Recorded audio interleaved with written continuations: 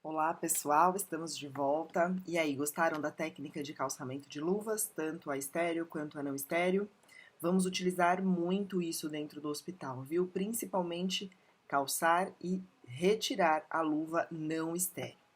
Dando continuidade então às técnicas que a gente vai aprender daqui para frente, nós vamos começar agora a entender um pouco sobre os sinais vitais do paciente, que é uma atividade que o auxiliar e o técnico de enfermagem fazem pelo menos 3 vezes durante um plantão de 6 horas.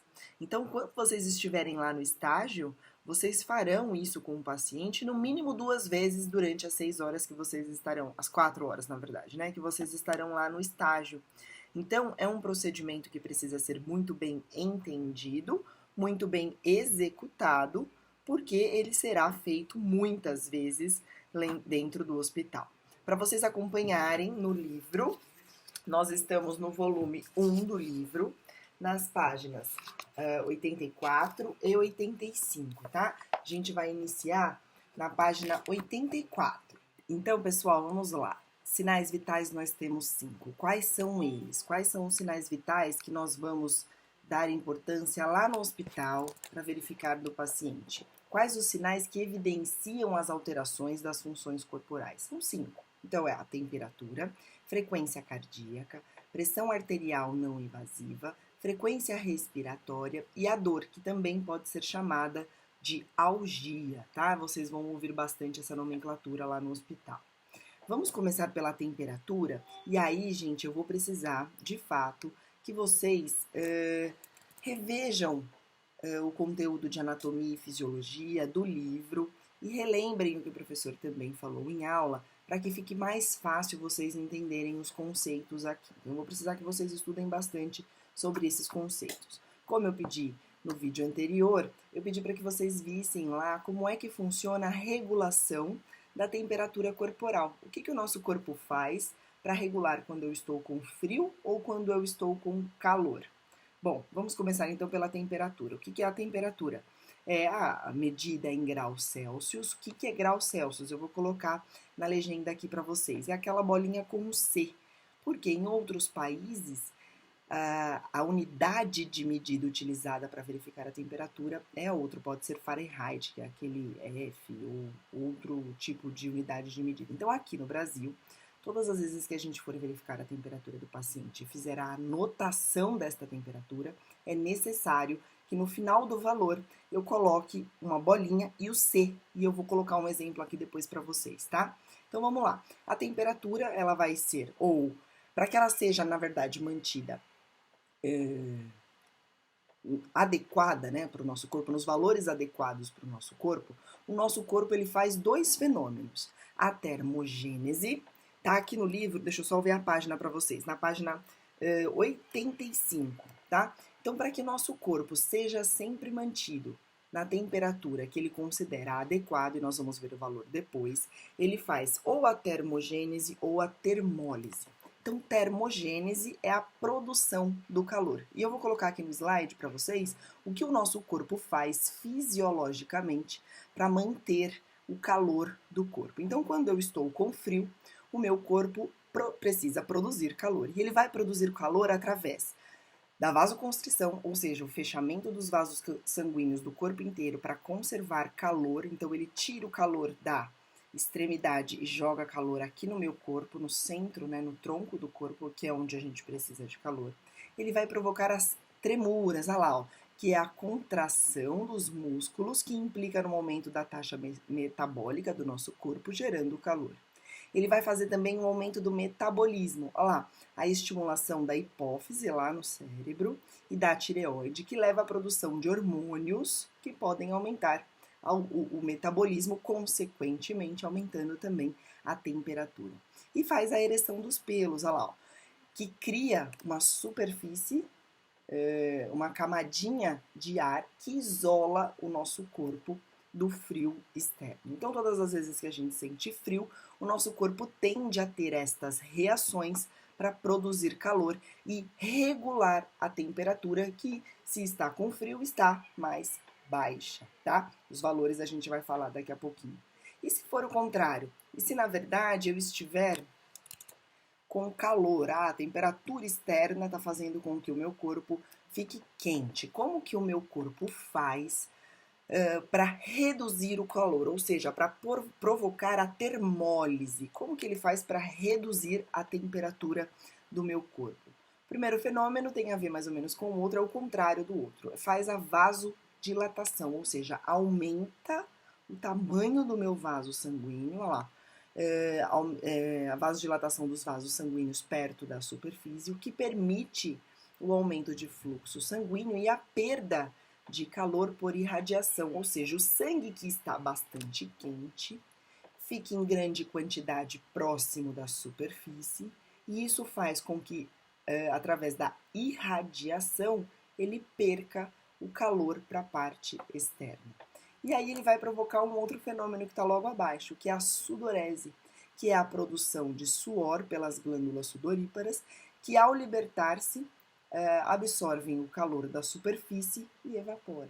Então ele faz com que saia, a glândula, né, faz com que saia este líquido, e aí em contato, né, com o calor, ele evapora e provoca muitas vezes aquele molhadinho que fica na pele.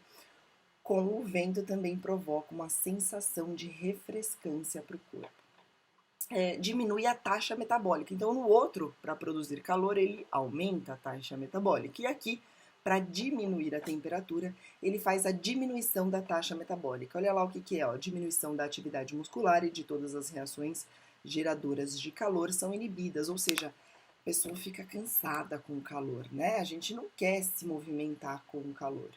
O músculo diminui a sua atividade na intenção de produzir menos calor, ou seja, reduzir o calor que já existe, certo? Bom, na unidade hospitalar, então, entendendo tudo isso, a gente precisa verificar a temperatura do paciente. E aí nós vamos verificar a temperatura do paciente através de algumas vias que são bastante comuns. A mais comum é a via axilar, ou seja, eu coloco o termômetro abaixo da axila do paciente e o termômetro vai fazer a leitura corporal através da pele, ou seja, ali através da axila.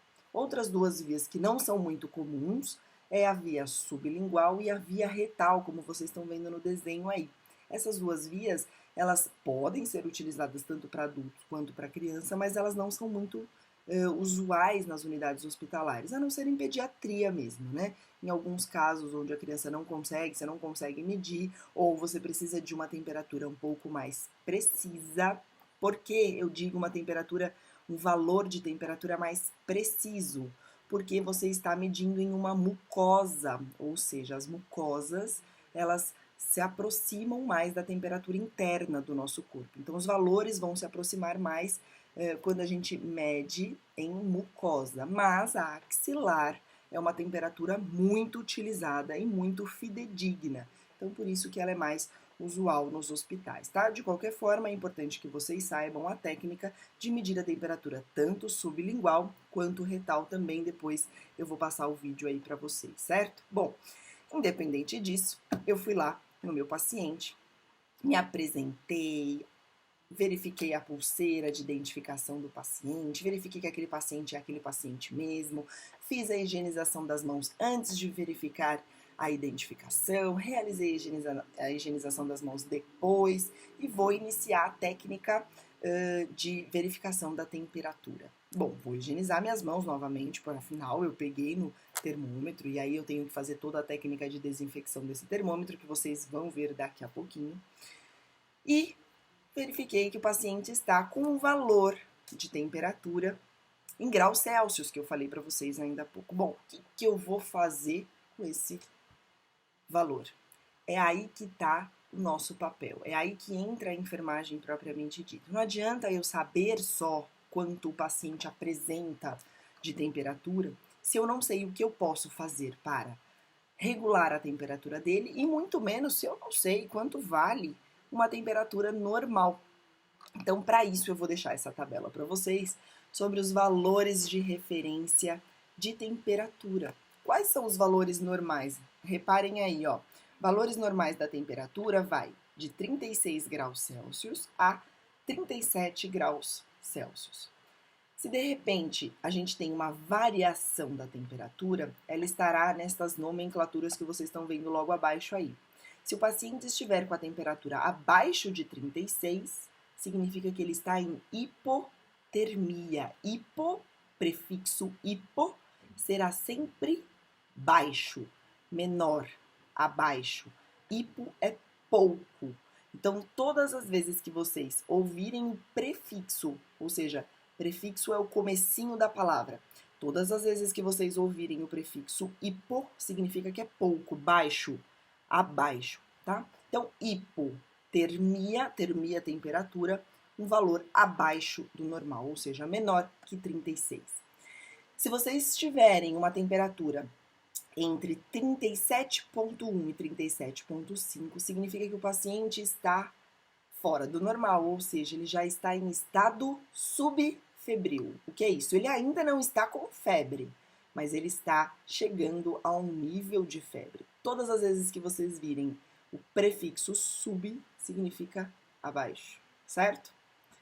Ou debaixo, falei errado, debaixo. Bom, se ele passou de 35,5 e chegou a... Ou 35 não, desculpa. Se ele passou de 37,5 e foi para 37,6, ele saiu de estado febril e já está com febre. Então, a febre, ela sempre será dada nos valores de 37,6 a 39,5. Se ele passa de 39,5, fica a 39,6 a 40,5, já é chamado de pirexia, e acima de 40,5, hiperpirexia. Então, estes valores, eles estão de acordo com o estado em que o paciente está. E é aí que entra a parte da enfermagem. O que eu, auxiliar de enfermagem, posso fazer se eu encontro o paciente em algum desses casos? Então, vamos lá, eu vou deixar um slide aqui para vocês, para que fique claro o que a gente tem que fazer quando a gente verifica que o paciente, quais as ações de enfermagem que a gente tem quando a gente verifica que o paciente está em hipotermia. O que eu posso fazer? É isso que a gente vai trabalhar nos slides daqui para frente, certo? A gente já volta a conversar.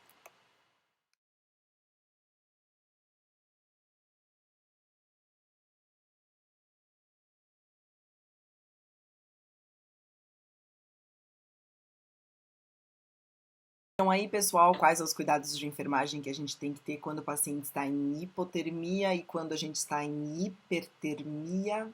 Bom, espero que vocês consigam dar sequência nos estudos de vocês daqui para frente. Lá no livro vai ter o QR Code exatinho com as técnicas, mas eu vou deixar aqui também para vocês no vídeo. E tem todo o complemento da técnica propriamente dita. O que é isso, técnica propriamente dita? Bom, quando que eu higienizo o termômetro, quando que eu coloco, eu tenho que me apresentar, não tenho que me apresentar. Então, está descrito no livro, lá na página 85. E aí a gente vai se ver na próxima aula para verificação da frequência cardíaca, certo?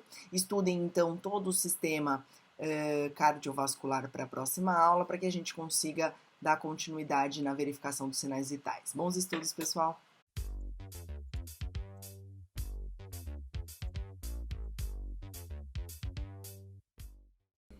Higienize o termômetro com um algodão ou uma gaze embebida em álcool 70%. Ligue o termômetro caso ele seja eletrônico. Geralmente, a medição de temperatura é realizada pelas axilas. Para medir a temperatura, levante os braços do paciente e posicione o termômetro na axila, com o braço pressionado contra o corpo, durante o tempo de leitura do aparelho. Para fazer a medição de temperatura pela via oral, coloque o termômetro sob a língua e peça ao paciente para manter o termômetro fixo nessa posição durante o tempo de leitura do aparelho. O termômetro pode ser identificado com uma fita adesiva para que seja utilizado apenas por um mesmo paciente durante sua permanência no hospital. Para fazer a medição de temperatura via retal, vire o paciente e, com o termômetro lubrificado, abra as nádegas do paciente e insira o reservatório do termômetro, cerca de 1 a 2 centímetros no canal. Durante o procedimento, cubra o paciente para conferir-lhe privacidade e mantenha-o nessa posição durante o tempo de leitura do aparelho.